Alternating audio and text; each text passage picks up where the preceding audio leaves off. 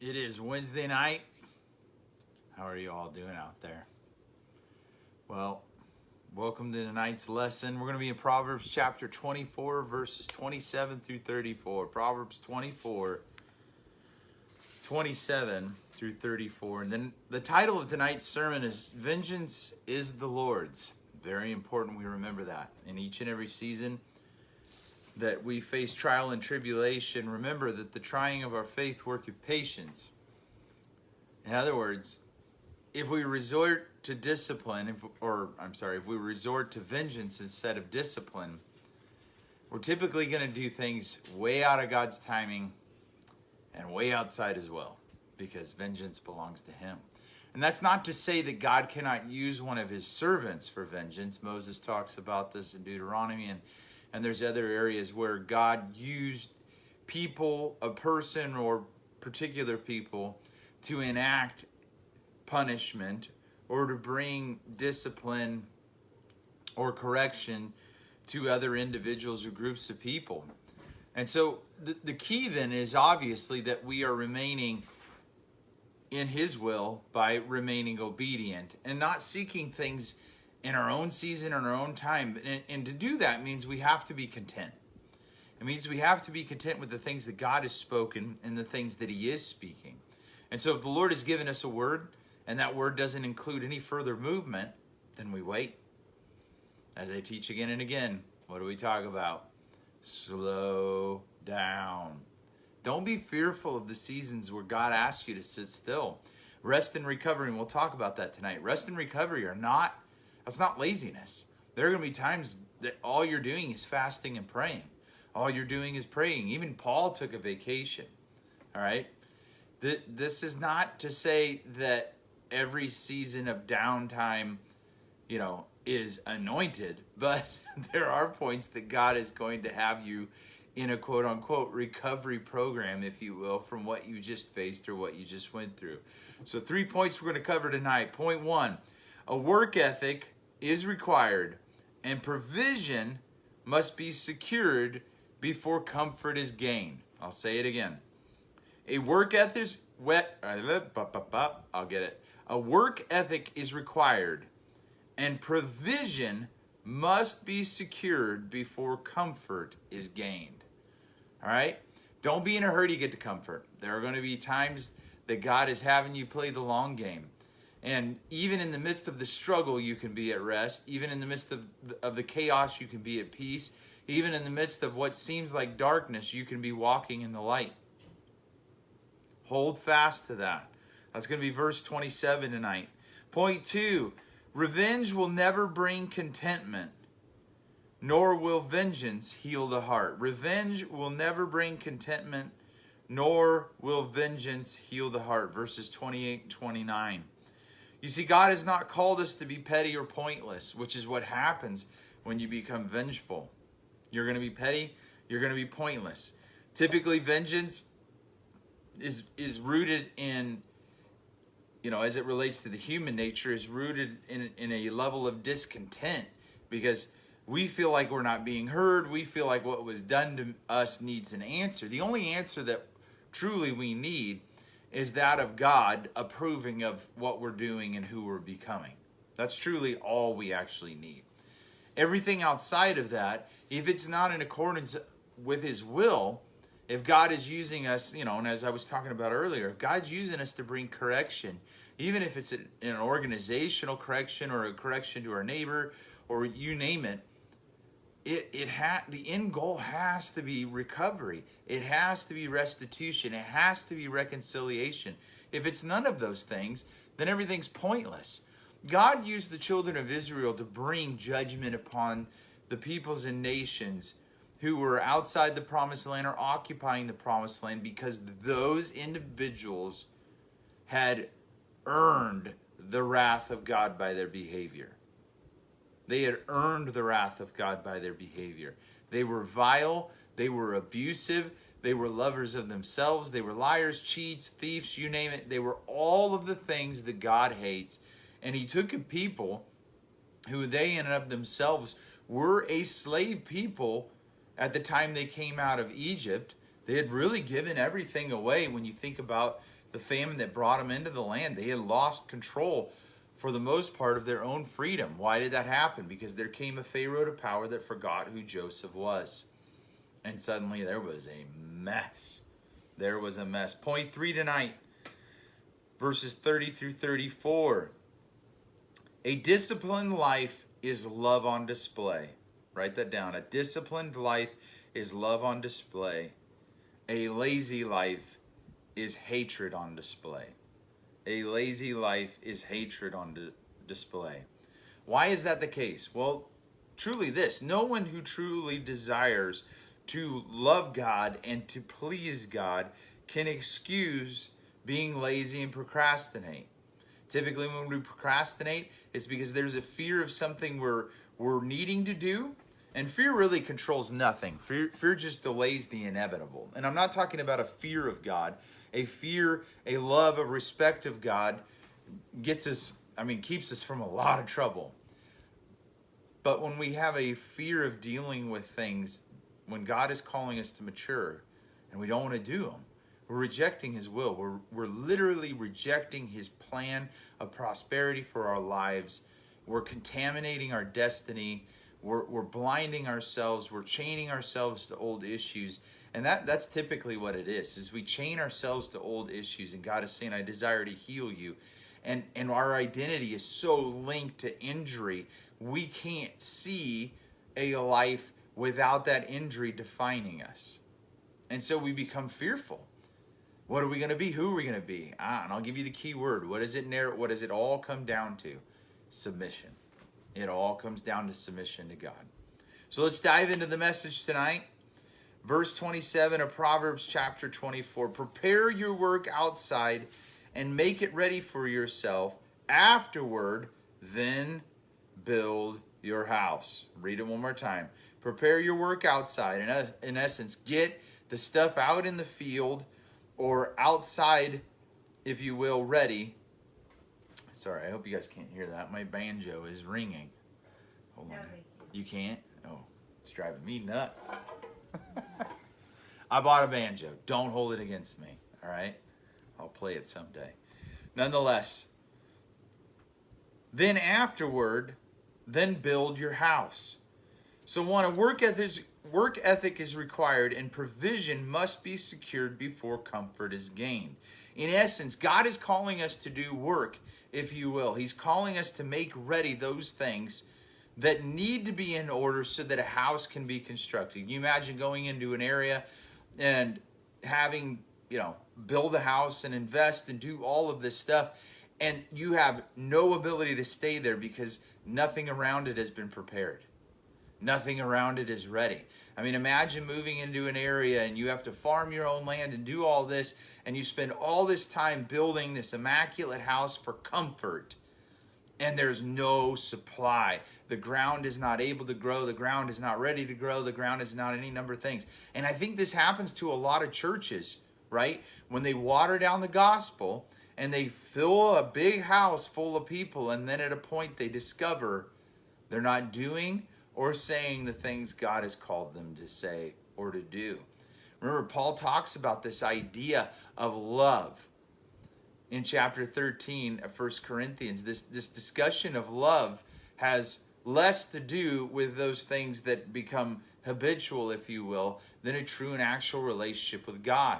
And James says that a true and actual relationship with God will bear fruit, but it has to bear true fruit. We have to worship him in spirit and in truth. There has to be this understanding of who God is for things to go well. Otherwise, we could build a lot of things and watch them collapse. There's no foundation, there's no supply, there's no sustenance, if you will, for anyone that comes along. And a church that does not preach the whole gospel, that does not tell the truth, is not doing the work. They're not. They're building a house for the sake of comfort. They're saying and doing what must be done. But when the season of need comes, when trial and tribulation, like this last year, when testing comes, the collapse is imminent. So we must work to establish ourselves in Christ, and then we can be released to truly build. No one who desires to please God can truly rest when there is work to do.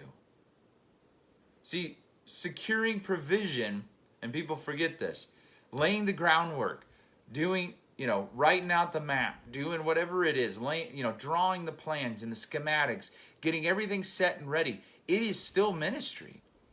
Going to Bible college is ministry. Why do you say that? Because we're preparing, we're getting ready. And it doesn't mean you have to go to Bible college. You can do it at home. You can study. You can whatever else. Getting your heart to a place where you have healing within you that has been given you by Christ. And you can then give this away as well. You can anoint, you can impart, you can do any number of things when healing truly lives in you. Supply is given by God. Not only is supply given by God, but the opportunity to gain supply is given by God. This is why we have to be good stewards. If you guys know me, I'm not a big spender, all right? As a church, we're not big spenders. Why? Because I heard a pastor say this before. If you take care of the people, the building will take care of itself. And that doesn't mean you let everything go to pot. But it means that if your desire is to minister to people, God will give you the provision necessary to take care of your building. If all you're there to do, I promise this, if all you're there to do is take care of yourself and take care of your own needs as a pastor, take care of your own retirement, the building will fall down around your ears. It will. It'll be empty and it'll fall down around your ears. But if you're there truly to feed the sheep, then you're doing the will of God.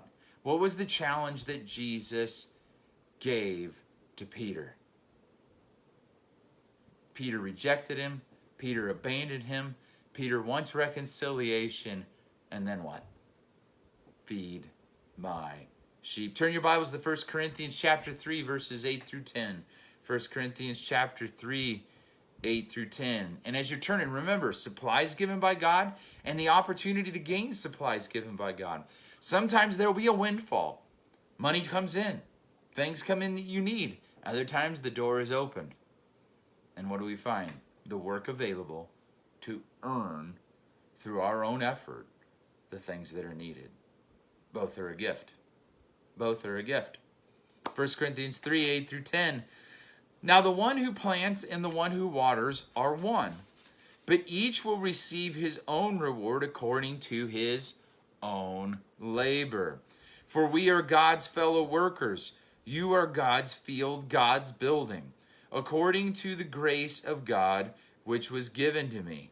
Like a wise master builder, I laid a foundation, and another is building on it. But each person must be careful how he builds on it. At every point, we are going to be tested and tried. There has to be an evaluation. There has to be accountability. There has to be discipleship. There has to be discipline. These things are necessary for the church and for disciples to work in proper order. And sometimes people reject it outright. Why? Because they like hearing about a God that loves them, just not a God that disciplines them. They like the idea of a God loving them so much he would die for them. But then the challenge becomes, will they die for him? See, Peter very much spoke well out of time as it relates to his heart in saying that he would go to death for Christ, when in reality, he feared it more than anything. He loved himself more than anything. Point 2 tonight, revenge will never bring contentment, nor will vengeance heal a heart. You could slay all your enemies in battle. Everyone that ever said anything negative about you, everyone that ever talked down to you, disparaged you, cast you by the side, and you're still not going to be happy. Can I tell you why? Because you're still focused on what they said and not what God has said. See, when you change your perspective from what they have said to what God has declared, it is a change in your reality. You follow? See, when we're sensually minded, when we're earthly minded, we're focused on people's opinion. If you're focused on people's opinion and not God's opinion, how easy is it to be offended? And how silly is it to be offended, if you will, by another mortal as it relates to their opinion? I mean, God is immortal, and yes, we are immortal when we leave this shell behind. We have an eternity that we will be be taking part of it in one way or another. And I pray, if you're hearing me tonight, that you would consider the reality of who God is and the demand that Christ made that you follow him to get to heaven. But see, if we're pursuing the opinions of men, we're so short-sighted as it relates to true and actual reality. This is just the testing ground. This is just temporary. This is not forever. You know, it's 80 and some years and then literally eternity. All right? To infinity and beyond, as the great philosopher once said, Buzz Lightyear. See, revenge will never bring contentment, nor will vengeance heal a heart. Why? Because God has not called us to be petty or to be pointless. When God uses us to bring clarity and judgment, he desires we bring hope and restoration at the end. Look to verses 28 and 29. What does the writer say? Do not be a witness against your neighbor for no reason. So if there is a reason, you can be a witness. Can I get a witness? And do not deceive with your lips or any other portion of you. All right, verse 29. Do not say, we've heard this, do unto others as you would have them do unto you. I tell you, Jesus teaches a lot of this stuff. Do not say, I shall do the same to him as he has done to me. I will repay the person according to his work. And what? And you'll be just like them? No thanks. See, if I try to injure the one that has injured me, what's the point? That's what they're actually wanting. Do you know how many people get into conflicts that even when they're over their head, it's exactly what they want? You know, they're looking for an opportunity to fail and they need you to blame. They need to have you involved in the situation. I've dealt with people that have taken jobs, uprooted their lives, moved, done any number of things to come to a situation they don't even want to be in. And they end up in a final conflict, if you will, in one way or another. I mean, I used to hire people and quote unquote hire people, but I used to look into their lives to see what it was that was actually going on. And it's amazing, if you think about it, people will spend a lot of time getting a lot of schooling to do something that they've made no other decision in their life to actually support. Nothing aligns with what they're doing right now. And see, the thing that we're having to do is build a track record according to who we are and what we are in Christ. And that's a relationship that has to constantly grow. We have to become increasingly more and more like Christ, which means when we're dealing with situations, A and B conversations, we have to invite Christ into it. We have to consider what it is he wants and what it is he desires, not what we feel like what we need. So God has not called us to be petty or pointless. And when God uses us, talking about the vengeance is mine, this is the discussion of the Old Testament and even Christ, he did not come to judge, right? But he was saying, because of how men react to me, they are judging themselves. There'll be a point that God uses you in the same way. I mean, if you want to look at what we went through this last year, some of you have talked to me, and I've dealt with the same thing of people who were church people that were very angry that we took a stand. In fact, I was accused of making the church look bad. I think it was Andy Stanley that had something to say. I mean, come on, right? These big time people that are questioning, pushing back against the government, right? The government that gives money to any number of causes we don't agree with as the church, and we're supposed to just take it. I don't think so. I don't think that's how it works. See, but in this process, the goal was not the destruction of anyone else. It was the affirmation of the house of God being a point of safety, a rallying point for the wounded and the weary, the broken and the battered, the bruised. And if that door is closed, then what hope do people really have? What are they going to look to? What's their eternity rooted in? What message are we sending? And so really, if we begin to discover what it is that God is actually saying in these seasons of trial and tribulation. It is stand fast. Be patient. Why? Because he will vindicate you. He will bring clarity. He will set your feet on solid ground. He will be the one that gives you honor. And you have to wait. You have to wait. See, those who desire to see your destruction, they don't want to see anything good. Even what they believe is good for them isn't. It isn't. Those that are bitter, those that can't forgive, those that are restless, those that truly assume they always have everyone's best interest in mind and they're above being questioned, they're not happy. They're not happy. You will never find peace if we abandon the role of the peacemaker. See, those who abandon a desire for peace or refuse to be a peacemaker, their hearts are broken and they are bitter. And why? Because they can't forgive. Do you know how many individuals I deal with? And I wouldn't necessarily spell out the number, but it's consistent because there is unforgiveness in their life. They cannot see anything good. They can't make good plans for other people. They cannot give good counsel because everything revolves around that root of bitterness, and it has grown into every portion of their life. They can't even see when someone has good intention for them in the sense of a plan of restoration and restitution. They can't see it because it would demand submission. It would demand discipline. It would demand falling in line in one way or another. Turn your Bibles to 1 Samuel 24. For the human, for us wrapped in flesh, to have vengeance be a motivation, well, we'd be listening to a lie, and it would only bring evil, and evil never brings good. Listen to how David was dealing with Saul. 1 Samuel 24, 11 through 13. So my father, look at the edge of your robe in my hand. For by the fact that I cut off the edge of your robe but did not kill you, know and understand that there is no evil or rebellion in my hands.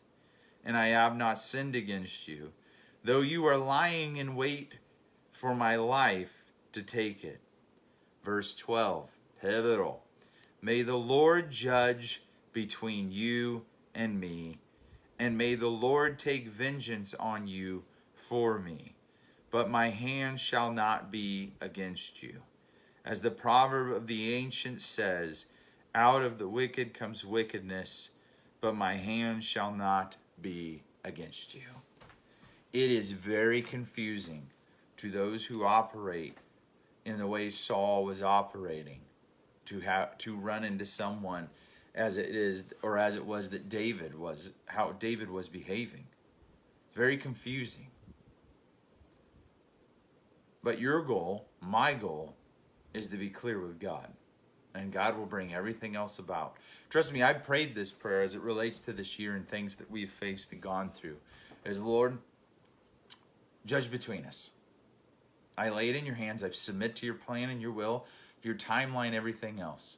And as you begin to lay it out, if there's things in my life to look at, yes, absolutely. If there's things to repent of, yes, absolutely. However, these are the things that you have spoken, and these are the things that were said against them. Let me not be in the way of how it is that you desire to correct this and how it is that you desire to avenge this. Do your will. Now that can be a very fearful thing to say. We can be bothered by that because like, what if the Lord tells me the truth? Okay, and do you want to stay wrong? I don't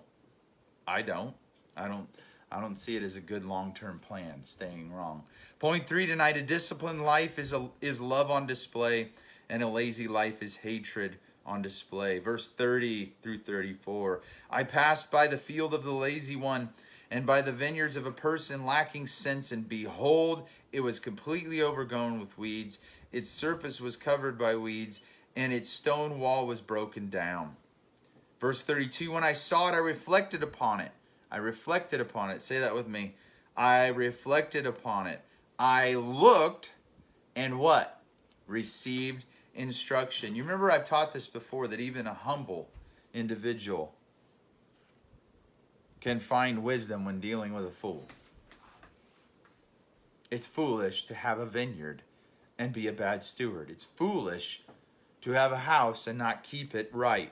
It's foolish to have a church and let it fall into disrepair. It's foolish.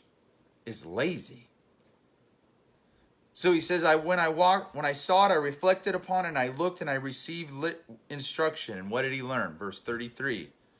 A little sleep, a little slumber, a little folding of the hands to rest. Verse 34. Then your poverty will come like a drifter, and your need like an armed man. We hear this again and again. This is not the only time this has been said within our study of Proverbs. It only takes a moment for everything to come apart when you're dealing with the lazy, the angry, the arrogant, and the apathetic. It only takes a moment. It's a pivotal thing. See, the righteous will fall, but they will get up again. But those who are dedicated to evil, when they fall, everybody sees it, everybody hears it, everybody knows it. And it's typically because that person has believed their own press and they've been their own hype man. You do not want to do that. Jesus tells us very clearly as he teaches that, and this is a discussion of a wedding feast. He says it is better to take a seat in the back of the room than to run up to the front and take a seat of honor and be asked to move. It's better to sit in the back of the room, and when it is discovered that you are not in a seat of honor, they move you in front of everyone to a seat of honor. And then your name is known. Then honor has come to your life, not because you've sought to honor yourself, but you've done the honorable thing by being humble. You left the chair open. And in our lives, this chair is the throne of God. We cannot try to sit on his lap, to take control, to give orders, to be the one in charge. We have to submit. We have to submit. No one who truly desires to please God can excuse laziness and procrastination. All things, say it with me, all things must be submitted to God, and no issue can ever be hidden from him. You see, when we delay what we fear, we fail to understand that fear is a killer. Fear is a killer. Fear will rob us blind, and it will take from us all that is good. A lot of this last year was given up to fear, wasn't it? A lot of people were scared, and I understand for many the situation was scary. I understand. But as we learn our way out of this season, we can't forget the lessons that we've learned. The things that we've heard, the things that we've seen, the things that we are soon to understand. Soon, very soon to understand about what has occurred. There's a bit to it. There's a bit to it. But we will take our time, all right? We will take our time. But we can't forget. Hope is found when we embrace the call and the timing of God. As I mentioned earlier, rest and recovery are not laziness. Often they are needed for the weary and wounded to get ready for the season ahead. Ephesians 4:15 through 17 tonight. But speaking the truth in love, we are to grow up in all aspects into him who is the head, that is Christ. Verse 16, from whom the whole body being fitted and held together by what every point or every joint supplies, according to the proper working of each individual part. What does this do? Well, it causes the growth of the body for the building up of itself in love. God has given each of us a specific design and a specific way of doing things in one way or another. And he is the one that cultivates that.